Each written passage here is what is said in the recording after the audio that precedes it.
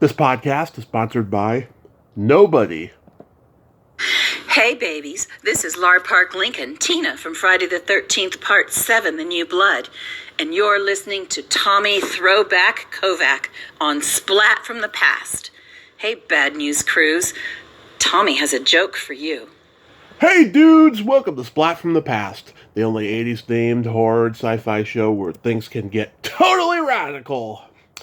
Now today, I will be welcoming back the very talented and gorgeous Lauren Marie Taylor. You all know her from Friday the 13th, Part 2. I'm having her back on to celebrate the 40th anniversary of Girls' Nite Out, the very underrated slasher film she did 40 years ago.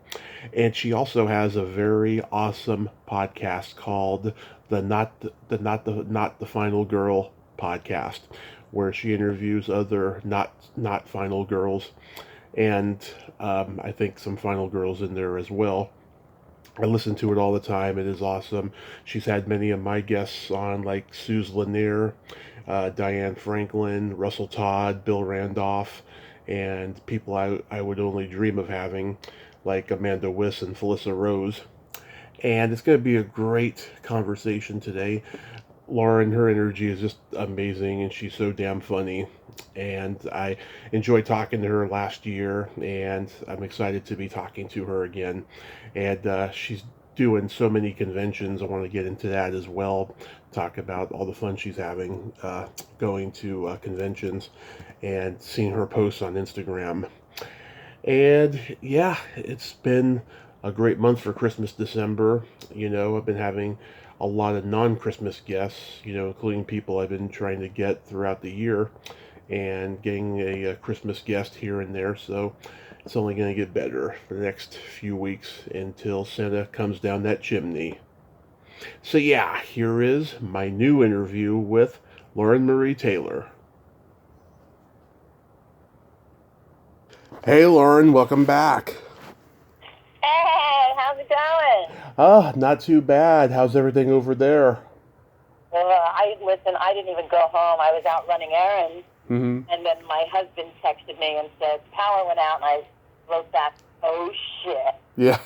So I just sort of, had to, call the utility company, and then I did a drive-by, and then my husband just said, just don't. So I'm outside the house texting, telling him what to do because I didn't want to have to deal with it, Yeah.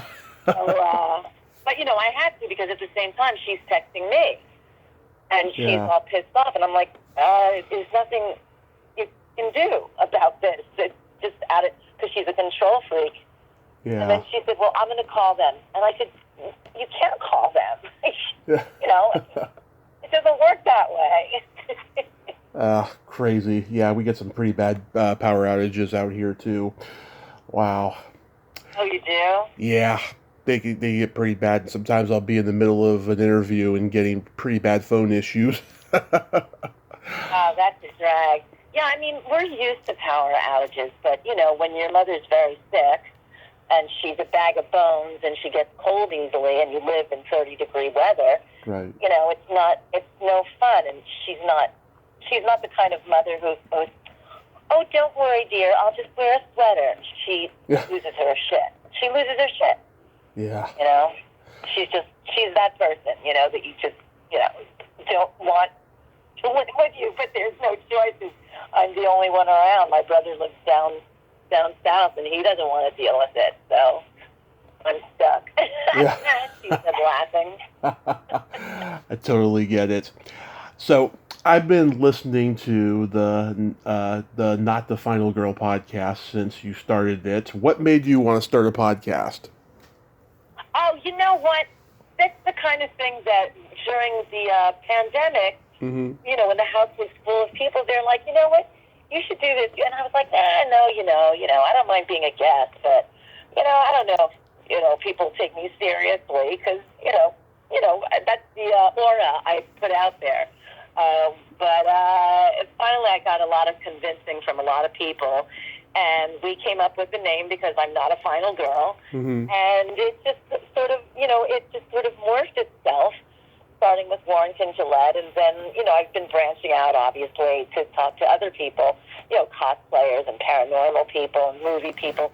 So it's kind of fun. It's a little tough right now around the holidays because you don't want to, you're a host. You don't want to infringe on people's holiday preparations because everybody gets so busy. So I figured, you know what, I'll put a couple of things out there, hopefully in December, and then get back on it in January, because we're in season 2 right now.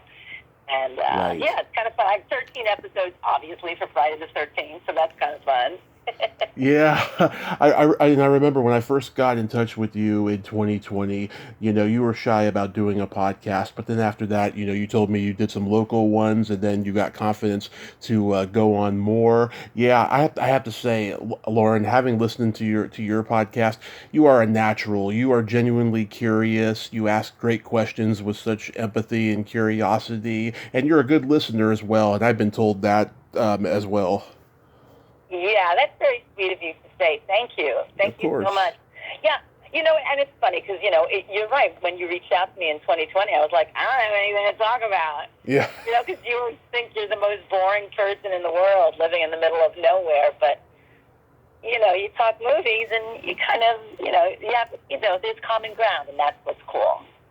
Yeah, and I'll tell you, people who say that they don't have much to say, they end up being the best guests because they're just so insecure, like they don't even realize how interesting they are, Yeah. Yeah, that's funny. Yeah, I've had that with a couple of people where they say, you know what, I'm kind of boring. And I'm like, no, trust me. We're both not final girls. We'll have something to talk about, trust me. So let's talk about guests. Like you did a 2-parter with my good friend Diane Franklin. She was my very first guest, and she's been on 8 times overall. She held the record for a while, but a couple people have broken it now. She's a gem. I adore her. I like how you both, related about, being in the same age group and starting at the same time in New York. Did you see Diane at a convention and say, hey, you want to do my podcast? No, not at all. I reached out to her through a mutual friend, believe it or not. Mm-hmm. One of my best friends lives in Los Angeles, and we were going back and forth, and she said, who you should have on your podcast? And I said, well, who? She goes, Diane Franklin.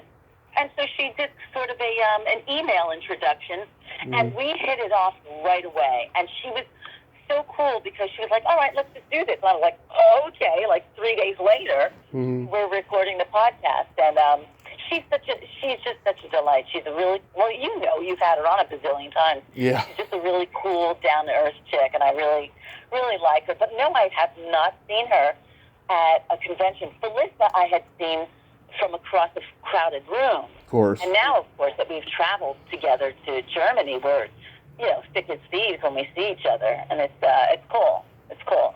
Yeah, God, I mean, you're just getting the best people. Like, you had Russell and Bill on. Are you going to get Adrian and Amy Steele? Actually, I have reached out to Adrian a few times. She lives in the middle of nowhere too, and if I sound funny, everybody, it's because I'm in my car because I have no power in my house, so I can't go home. But anyway, she lives in the middle of nowhere where she has power outages and internet issues too. So we've been going back and forth, and we're trying to do that. Amy is a new grandmother. Oh. So she doesn't. Yeah. In the past year, she became a grandma. So she really has no time. But my next episode, I actually had permission. We from the host. We did a convention up in Canada recently, and I got his permission to record my panel with Amy Steele and the fans.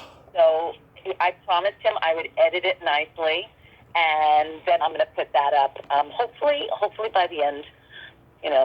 Sometime this month. I hope to have it put up. The quality, of course, is not great, but you do what you do, right? You do the best you can to make people happy, and have them enjoy it. Exactly. I love it. Wow. Yeah, Amy's a hot grandma. Oh yeah, she is. She's great, and she's so bright and just so down to earth too. It's always fun to see her and be able to catch up, because you don't see somebody for almost 40 years, and you're like, oh my God, it's like yesterday for castmates. It just fall into that rhythm right away. Same with Warrington. Warrington and I back and forth all the time. Yeah, he's a character, that guy. Yeah, I heard the one you did with Suze Lanier. She's a good friend of mine. I met her before I started my podcast, and she's been on 4 times. She loves my dirty jokes, and she's got a wonderful, shameless laugh. Oh, she is something else. Yeah, when I saw her co-host and co-star and fellow troublemaker Berryman in Canada. I love Michael. Yeah, he's something else. But I texted her a picture of the two of us. I said, look who I ran into in Canada. And she said, oh, my God. Give him a kiss. But she's quite a chick. We had a nice chat, too. Yeah. Yeah, I like how you go deep with the ladies about, typecasting in their career and how the cult success has affected them. It's really great that you're just not doing the standard, nostalgia podcast interview. You're actually going deep, which is what I try to do as well. Yeah, I mean, nostalgia is definitely fun. Talking about the good old days and our movies and whatnot, but there is a lot more that goes into it. There's so much, fallacies about women in the business and early days and casting couches. And, some people ran into that, and, many of us did not. I was fortunate enough to not have to deal with any of that stuff, probably because I didn't look like her. Yeah. Has anyone turned you down to come on? And you don't have to name names, but just as a reference point? No. You reach out to people and, to hope that they realize that, it's not a fan account or something like that, because a lot of times they think, oh, this isn't really her. This is like and nothing against fan accounts. I love them. I love going on fan accounts where they'll post pictures or pictures from conventions where they've met the person or, like happy birthday. It's really cool. But of some of the bigger people, they're like, well, how do we know it's really you? That type of thing. So that can be, they don't take it seriously. They're like, oh yeah, sure, that's not really her. So when you do it, and a couple of times it's happened with a few people that I've interviewed that I don't know personally, like Russell or Bill and people like that, Kirsten, where they're like, where they looked me up on IMDb to make sure that I was a real person. It was so funny. Another one that I had on, another guest, and I won't name names, she thought I was a 20-something girl who was fangirling her. Didn't realize that I was actually older than she was. It was pretty funny. Oh, God, that's awesome. Yeah. Have you interviewed anyone, and again, we don't have to name names, but anyone that was difficult? No, not really. Not really. No, not at all. Warrington's was a very long conversation. I think I had to edit it down from 2 hours long. Really? Re-edit it and re-release it. Well, because, when you know somebody so well and we've remained friends throughout, the years, yeah, you talk about more than what people out in the world want to hear, Oh, yeah. Talk about all kinds of stuff. So that was a difficult podcast to edit because there was so much personal information going back and forth that I knew I had to edit a lot of it out, a lot of off-the-record type of stuff. So it wasn't that he was difficult, it was just the editing process is difficult. Because, you edit your own podcast, right? Oh, yeah. I've become more conscious in the last couple of years of, personal off-the-record stuff than I did in the beginning, right? People in the beginning, they didn't care if, we talked about personal stuff, but then there's certain things that I noticed that I was like, yeah, no, I don't think anybody wants to hear that, and I think that's way too personal, so I just go and edit that. Yeah, I did have one of my guests outed another guest for giving that person COVID at a convention. Oh, God. And I don't want to say if it was a she or he, but it said, didn't say that's off the record. So when I ran into it, before I released the podcast, I said, by the way, I edited the comment out about who gave you COVID. And the person said, oh, my God, thank you so much. As soon as we hung up, I thought, oh, no. Oh my God, that's crazy. Who's on your bucket list? Who's on my bucket list? Um, oh gosh. Well, of course, I'd love to have my own castmate, Adrian King on. Yeah. I mean, I ran into Laura Park Lincoln. I'd Yeah. love to have her on. We traded email addresses, so hopefully after the holidays, when everything lightens up, I'll have her on. So there's some people who I would love from American Horror Story, things that Yeah. I fan people about, Yeah.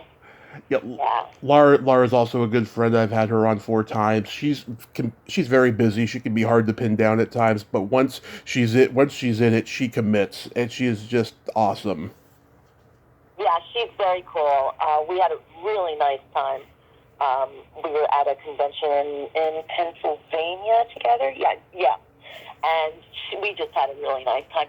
Again, you see people from across the crowd. Oh, PJ Souls. I would love to have PJ Souls on. I've been trying to pin her down, but I think Same. a grandmother now too. And once they're grandmas, that's it. All bets are off, right? Yeah, she's done maybe 2 or 3 podcasts that I'm aware of, including my own. And I got her when the first Christmas I started the podcast. She came on because I had met her at a convention, and she thought I was so memorable. She's like, "Sure, I'll do it," and we had a blast. And then I wanted to get her on the last couple of years for a second time, and she's been super busy. Yeah, she's awesome. Yeah, she's great. Whenever we've seen each other at conventions, we were in Cincinnati at Horror Hound last year, and we just had a really nice time. And I didn't bring up I'm weird when I'm at conventions. I don't really bring up the podcast, and I guess that would be the perfect time to do so. Yeah. But it came up last time. Yeah, I don't know. I'm kind of shy about it. I don't know why. I do, obviously I do podcasts now too, so I can, I can, send emails, but like in person, like at a convention, it's very awkward for me to say, "Hey, I got a podcast. You want to do it?" It's just, I don't know what it is. You get this kind of insecurity of like, oh, this person is, better than me, and look where they're at. Look at where I'm at. It's kind of a weird, inferiority complex. yeah. And the other thing too is, I know this from experience because I get cards from people. They'll come up to your table and say, "Oh, I have a podcast." And so you'll come home. "Oh, what is your dog?" You'll come. I'm at a park right now, so it's kind of cool to see all these dogs going back from hikes. I get a lot of cards. Like people will say, "Oh, I'd love to have you. I'd love to have you." And I always say, awesome. You can find me on Instagram. Reach out, and if they do, if we can figure out a time, I'll do it. And if they don't, it's okay too. Maybe they'll reach out another time. But I get that it's hard. It's different at a convention to do that because you're probably aware that they're getting approached by maybe, 15 other podcasts to do. Right. It's a numbers game, especially when they have a product come out. You're competing with a lot of people. There's a chance you may be like one of the last ones once the what's it called? The press mule train is done. Yeah. Yeah, it's true. Yeah, I like to keep it low key, so. Yeah. So the Blu-ray for Girls' Night Out is out now. Can you believe it's been 40 years since this movie? Oh my gosh! It's so funny because John and I, my husband John, was in a movie also. He played Boswick. Yeah. And we watched it for the first time since it came out. We made popcorn. We had a whole movie night with it. And we were just laughing. And I was like, "Oh my God, I forgot that scene." And he was cracking up. And it was just so much fun to watch it again. I'd forgotten how much fun it was to do and just to be a part of. I just forgotten until I watched the movie. And then I remembered, "Oh my God, I remember that scene. I remember doing that. I remember when we did that." It was just cool. Yeah, I hope they have it on Shudder or something like that. I hope more people get to see it because it is a funny movie. It is. Yeah, it's like watching a home movie when you see it and you're like, oh, I remember that, you know. Yeah, I remember you telling me the last time we talked that you hadn't seen it in years, but I'm glad you saw it again. Did you get interviewed for the documentary on the DVD or something? Yes, we did. Yeah, we did, and that was fun. It was hard to arrange. I'm not sure what was going on in our lives at the time, but we kept going back and forth of when we could do it. I think my husband was really busy, so we were trying to pinpoint a time when he could sit down too and be able to talk about it. So, and it was cool. We actually did a different podcast together, my husband and I, because it was all about Girls Night Out, and that was kind of fun. Yeah, Julia told me that Rutanya completely refused to be a part of the Blu-ray, and I remember her telling me in one of our interviews that Girls' Night Out was one of like 3 movies she never got paid for. They owe her like $5,000 or something. Oh, she didn't get paid for it? Oh, no, that's not good. I remember I got paid for it.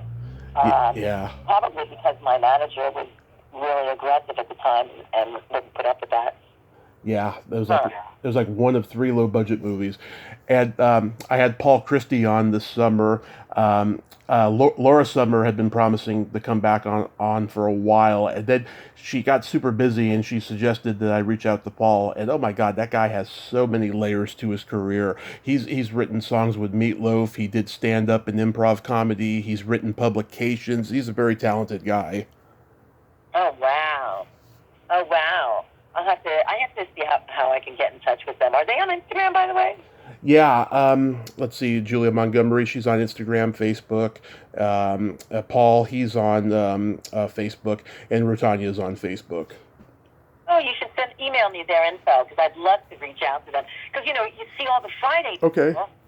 Yeah. And once in a blue moon, I'll run into Kathy Moriarty at something at an event. Mm-hmm. Dan Aykroyd was pushing his Crystal Head vodka a few years ago locally near where I am, and I took it to drive down and hung out with him for a couple of hours. So I remember you telling me that, yeah.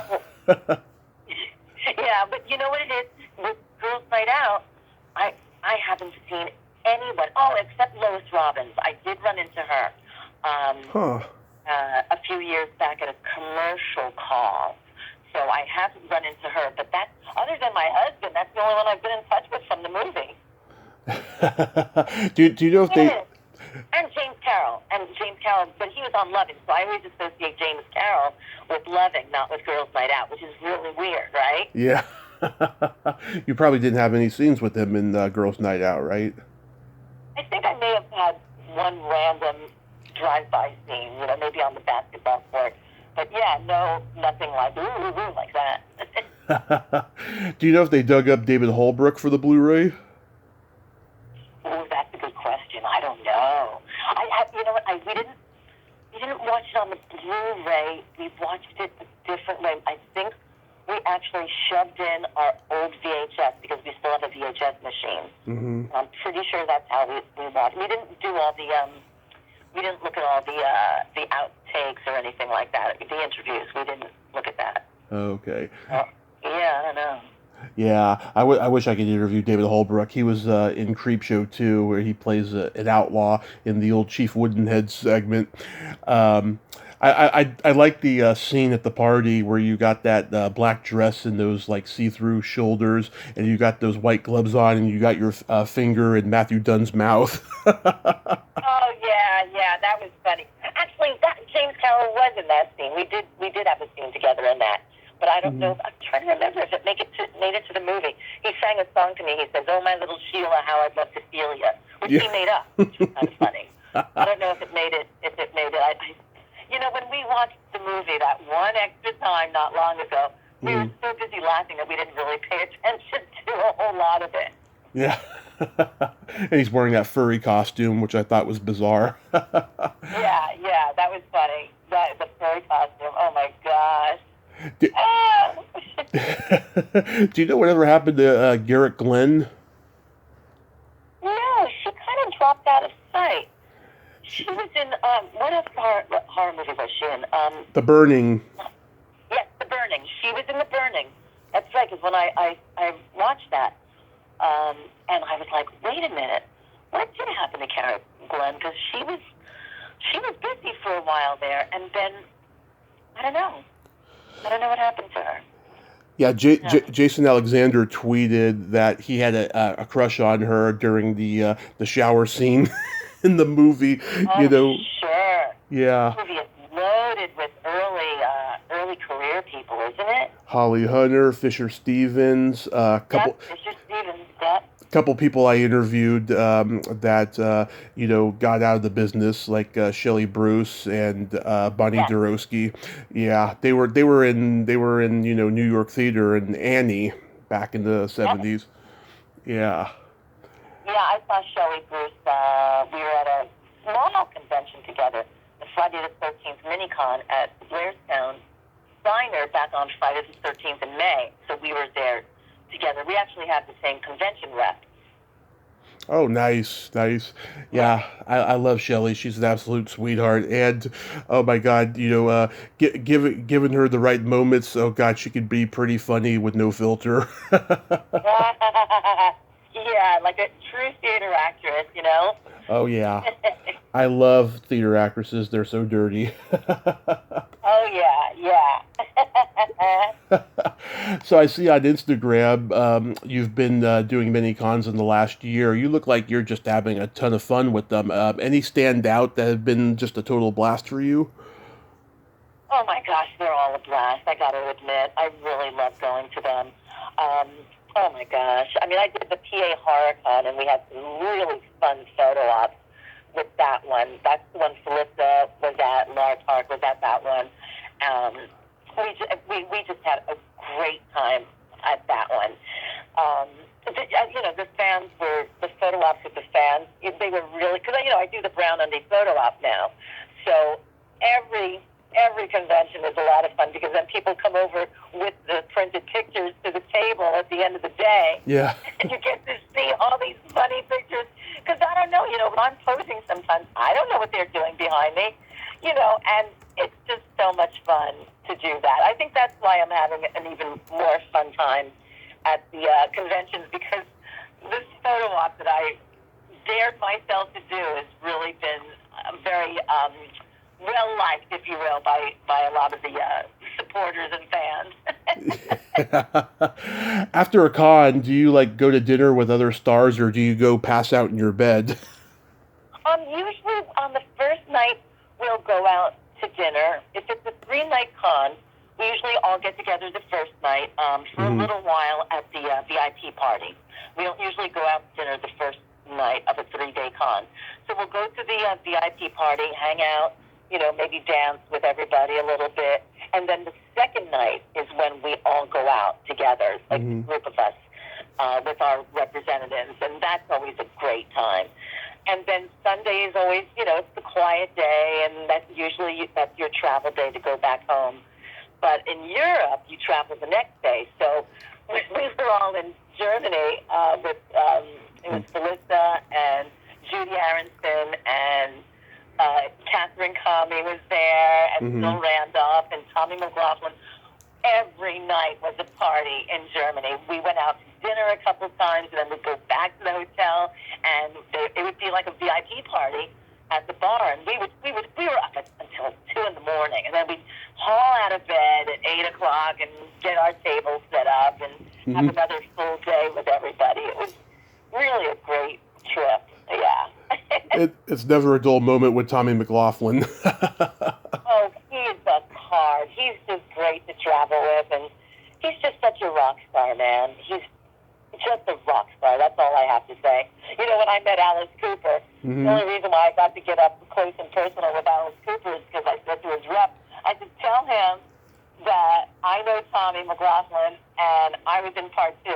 And it was just the floodgates just open. He's like, get over here. Yeah. That was a highlight for me in the past year, was meeting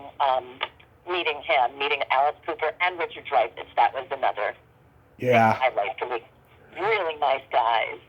Meeting Alice is a dream for me. The first big concert I ever went to was Alice in 2000, and it was one of the top 3 best concerts I've ever been to. And I do his songs in karaoke. I know all the lyrics to all his songs. I have all the albums. My dad grew up in that era, and he saw him live and stuff. Oh, wow. That's really a treat. Oh, my Yeah. God. And, you know, he still has it. Yeah. Because somebody wanted, a friend of mine wanted me to ask him why does he still sound so good? And he said, you know what? He goes, and we all know this too. Anybody who sings knows this. He said, your voice is like your instrument. If you don't keep it in tune and you don't take care of it, it's going to break, like any other instrument. And I thought that was kind of cool to hear him say that. Yeah, that's a good way of playing it, yeah. What's the craziest thing anyone's ever asked you to sign? Well, besides my brown undies, Yeah. I'm sure it's something bodily.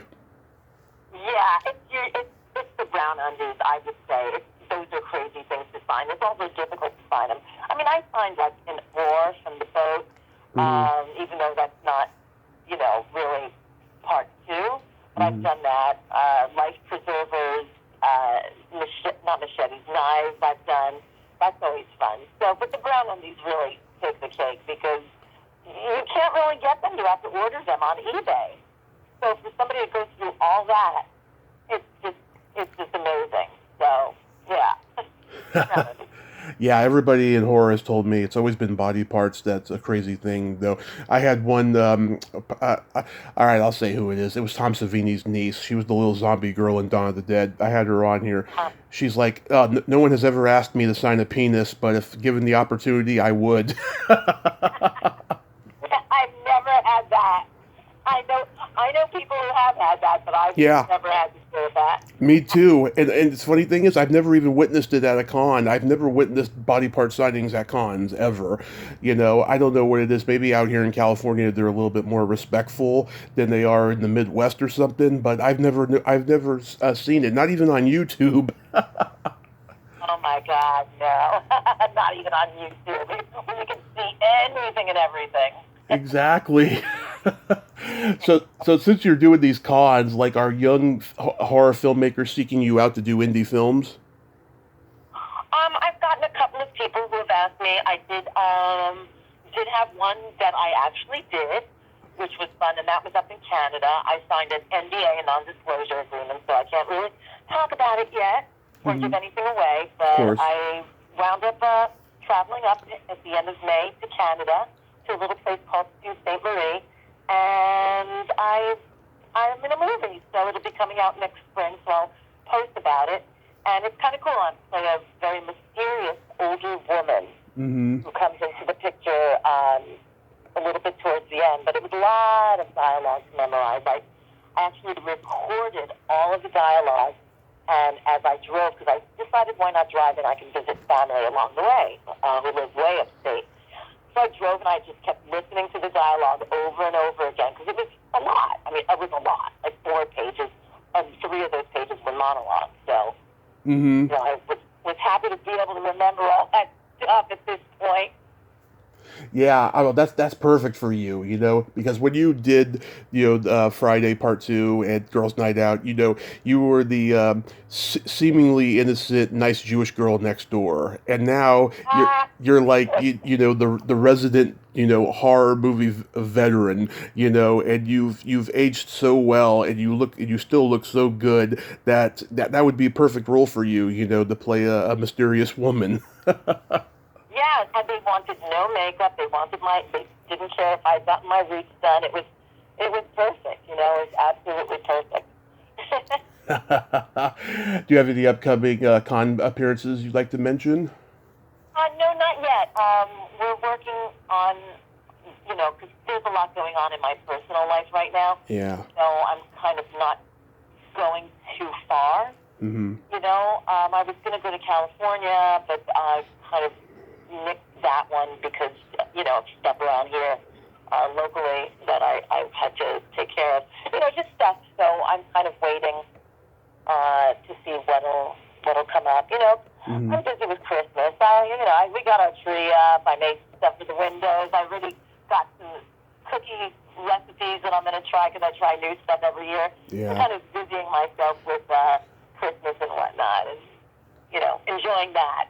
Once the new year hits, then I'll, look. I was looking to go to Texas and then maybe one in Florida, and then maybe try to get way out west, because a lot of people have been requesting that. Mm-hmm. So I'll see if I can get to one of those. Yeah. Oh, Yeah. oh, I hope they have you come, to Sinister Creature Con in Sacramento or Monsterpalooza in L.A. because those are the horror cons I go to, and I just have a blast there. They just announced Robert Englund is coming back to Monsterpalooza, and it's my birthday weekend, and he and I have the same birthday, June 6th. Oh, wow, that's great. Yeah, That'll be a great way to celebrate. Yeah. Yeah, I met Robert 4 years ago, and of course, I know everybody from the Nightmare on Elm Street franchise, and stuff. Uh-huh. So yeah, it's like the perfect birthday, and I'm going to be 40 next year, so it's going to Oh, be that's a big one. it's going to be cool. Yeah, this Christmas is kind of weird for me. My mom's in the hospital, and she's getting out hopefully next week. And me and my brother, we had to have turkey chili for Thanksgiving. So hopefully, when she gets out next week, we'll make a turkey for Christmas, and everything will be cool. Oh, that'll be nice. That'll be nice for her, too, to be able to have that with you guys. Yeah. So real quick, we got to play my secret silly game. This is a series of silly slumber party questions. No win or lose. It's just pure benign fun. And Uh-oh. how the game works is I ask you the question, you answer it, and then you ask me that exact same question and I answer it. And feel free to comment on the answers because they might be funny. Okay. Lauren, are you ticklish? Yes, on the bottom of my feet. Are you ticklish? Yes, also on the bottom of my feet. And if you tickle me without warning, I might hit you in the groin. That would not be good. Well, we could have our feet tickle each other. Exactly. Oh God, remember like when you were kids, you would grab your friend's foot and your friend would grab your foot and tickle together. Yeah. Oh, the worst. The worst. Well, at least you could be at each other's mercy. Is your belly button an innie or an outie? Oh, yes, it's an innie now, but it used to be an outie until I had kids. Now it's an innie. Tommy, is yours an innie or outie? It's an innie. It's deep. Does it get fuzzy? It does occasionally, but not too often. Is it so deep that you have to use a scrub brush to get to it? No. Okay, you know how there's like two foreknuckles on the finger? There's like, the one, below with all the other knuckles, and then there's the one right in the middle. It goes all the way to the one in the middle. Oh, no. Ow! Yeah, I have big hands. I have claws. What color are your toenails painted? They're not at the moment. What color are your toenails painted? Right now they're not. The last time they were Easter egg blue-green because I went to a Comic Con. Oh, my God. I got a lot of compliments from it because it was like, comic book blue, ink. Yeah. I think toenails should not be painted a serious color. I mean, they're toes. They get hidden most of their lives. Right. When they come out, when they have a coming out party, they should really make a statement. Yeah, exactly, yes. What would you say is your best personality trait? Oh, gosh. I don't have a personality. You have one of the best personalities, actually. Thanks. I mean, I guess I just be good. When I wake up with a positive outlook every day, and it affects how I treat people throughout the day, because I always say it's easier to be nice, Mm-hmm. So that's really my best personality trait, is that I like being nice, How about you? What's your best personality trait? I have empathy, and I have no filter. I believe you have no filter. Thank you. Yes, I'm a Gemini. I always have like an evil twin on my shoulder. My mother-in-law was a Gemini, and she had those exact same traits. Yeah, I noticed you're a Scorpio. Scorpios can be moody, horny, and charming. Those would be two. I have two of those, and one of them is not moody. Okay. Love it. And then my favorite question, is there a stinky smell that just makes you gag? Durian. Oh my God, you're like the third person this year who's told me that. Oh my God! Only because my nephew. Well, we went to a fruit festival. It's called the Woodstock Fruit Festival, 2 years in a row, and they have a vampire durian party. And the smell of everybody the next day is absolutely horrendous. What about you? It's either farts or dirty feet. Oh, dirty feet! No. Ah! Yeah, the worst. It's so weird that you said fart because I think in the New York Times Magazine section today, was talking about the origin of the word fart, whether or not it's an onomatopoeia. I couldn't read it because it was grossing me out. Yeah, I don't know the origin of that word. I mean, of course, the medical term is flatulence. Flatulence. Yeah, if I had read the rest of the article, I would be able to answer to that, but I think it was some Celtic form of, fart, F-A-I-R-T. Yeah. Like that. So I think it had Celtic origins, which makes sense, of course. It sure. I don't know. That would make sense. Yeah. I have a couple jokes for you. Okay. It's Christmas time, so why did Frosty the Snowman have a smile on his face? If he was farting? He saw the snowblower. I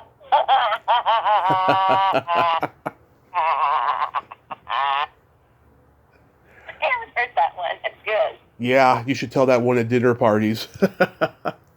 I think I'll select the people who I tell that one to. What do you call a boy that doesn't masturbate? What? A liar.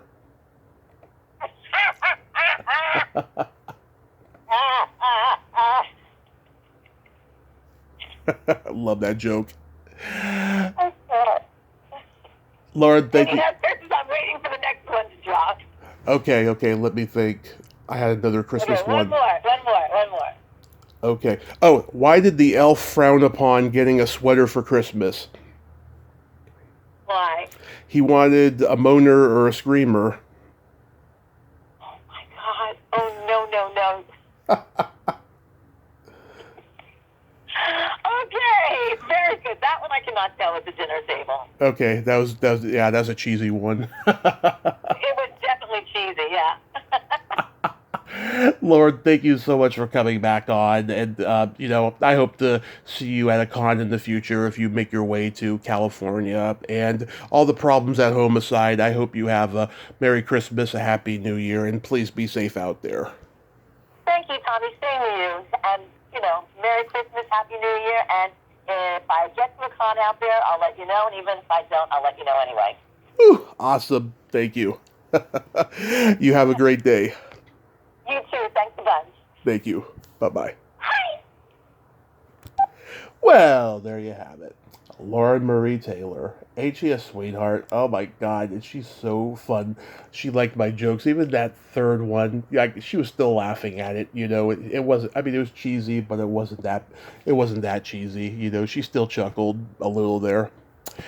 Well, until next time, this is Tommy Throwback Kovac saying, there's no shame in living in the past, because the present sucks.